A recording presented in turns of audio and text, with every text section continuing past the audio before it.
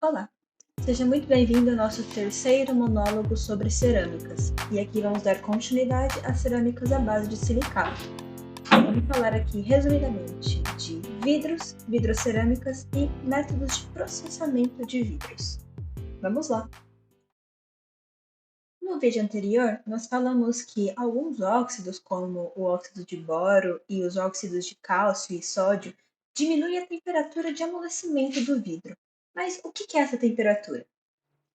Ela é a temperatura máxima em que os vidros podem ser manuseados sem provocar alterações dimensionais significativas. Ou seja, é a temperatura máxima que a gente pode usar para modelar o vidro da maneira que a gente quer. Outra definição que vamos utilizar aqui será a da temperatura de deformação, que é uma temperatura tal que, abaixo dela, o vidro é rígido e as relaxações das tensões são lentas. Ou seja, é uma temperatura em que, a partir do momento que você pressiona o vidro, quando você solta ele e deixa de pressioná-lo, ele não vai voltar ao formato original tão rapidamente quanto poderia. Bom, dito isso, vamos definir então qual que é a relação entre viscosidade e temperatura para os vidros. A viscosidade, ela é uma medida que nos permite dizer o quão resistente um fluido é à ao movimento. E essa viscosidade, ela diminui conforme a temperatura aumenta. Outro importante ponto de destacar aqui é que as impurezas diminuem a temperatura de deformação. Muito bem. Existe um gráfico que nos permite relacionar essas duas características, que é o gráfico de viscosidade por temperatura. E ele funciona da seguinte maneira. Eu pego um material, o meu vidro, e eu vou aquecendo ele.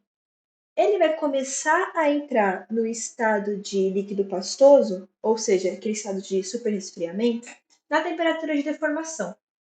Então, a gente vai descer, porque a viscosidade dele vai diminuindo conforme ele vai se aproximando do estado líquido, até que ele chega no ponto em que entra na temperatura de fusão, em que ele está praticamente totalmente líquido. Então, um pouco abaixo da temperatura de deformação, nós temos uma temperatura chamada temperatura de recozimento, que é a temperatura que vai permitir existir um alívio das tensões internas do nosso material.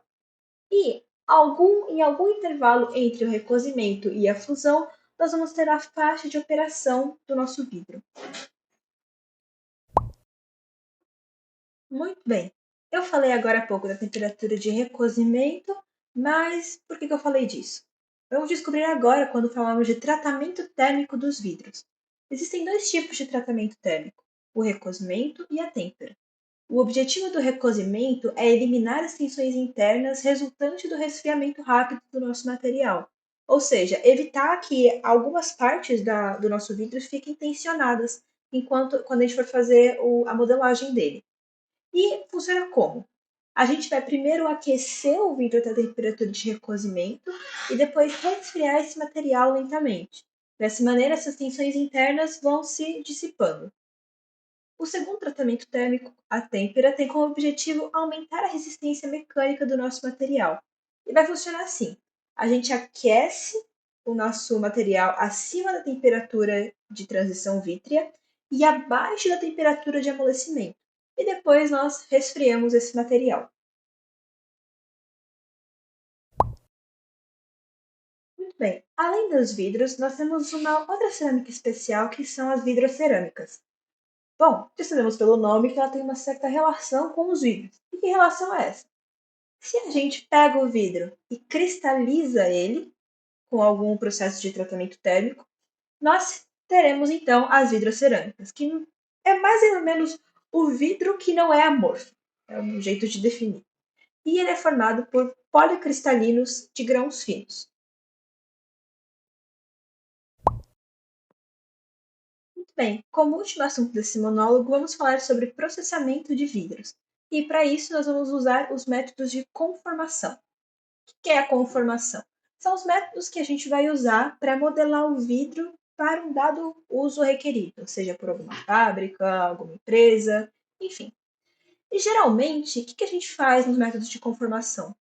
A gente aquece o vidro até uma temperatura maior do que a temperatura de fusão, ou seja, deixa ele no estado líquido, e depois a gente faz a fusão e a mistura homogênea das matérias brutas que a gente vai misturar ali no vidro, que são a quartza comum, o calcário e a soda barrilha. Por que normalmente esses? Porque normalmente é daí que a gente tira as matérias brutas principais, que é a sílica, o calcário e a. Calcário não. O óxido de cálcio e o óxido de sódio. E por último, mas não menos importante, nós vamos ter a terceira parte do panorama geral dos métodos de conformação, que é a absorção e eliminação dos poros de gás. Bem, na teoria é tudo muito lindo, muito bonito, mas e na prática? Como é que isso funciona? Nós vamos ter dois métodos principais de processamento de vidro: a prensagem e o sopro. A prensagem vai funcionar do seguinte jeito: a gente vai aplicar pressão sobre um molde pré-aquecido de ferro fundido e carbono grafite que possua a forma desejada. Então vai ser basicamente por pressionamento. O método 2, que é o sopro, ele costuma ser manual quando usamos objetos artísticos. Isso pode ser verificado em vídeos de glass art, que são muito legais a propósito, recomendo. Mas quando a gente não está falando de processamento artístico, é o processo automático, que vai seguir os seguintes passos. Primeiro, prensagem mecânica de uma forma temporária de um tarugo de vidro, ou seja, a gente vai pressionar um molde temporário.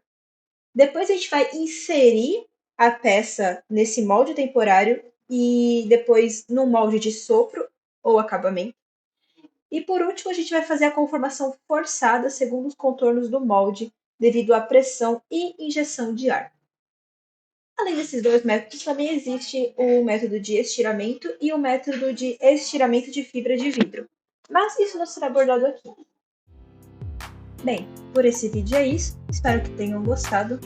E retornaremos no próximo vídeo, que será sobre processamento e aplicação não apenas de vidro, mas de cerâmicas no geral. Vejo vocês lá!